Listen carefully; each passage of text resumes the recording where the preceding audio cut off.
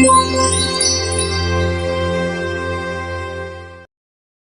विनोद Ghuge, police निरीक्षक, Sangola police station. आज जिल्हा परिषद व पंचायत समिती हे जे मतदान झालेलं आहे त्याचे आज मतमोजणी होणार आहे.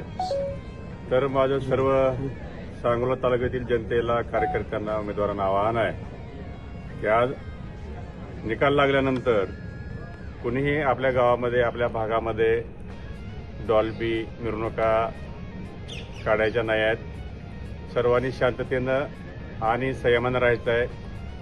जर कोणी कायद्याचं उल्लंघन करत असतील, कुणी गैरकायदेशीर काम करत असतील, भांडणतंटा करत असतील, तर त्यांना माझं आवाहन आहे की कुणी अशा प्रकारे करू नये, कायदा हातात घेऊ नये.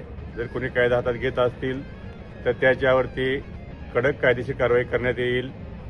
त्यामुळे त्यांना भविष्यामध्ये भरपूर अडचणी सामोरं जावं लागणार आहे. त्यासाठी सर्वांनी शांततेमध्ये आणि संयमानं राहून मतमोजणीनंतर आपल्या गावामध्ये शांततेने जातील.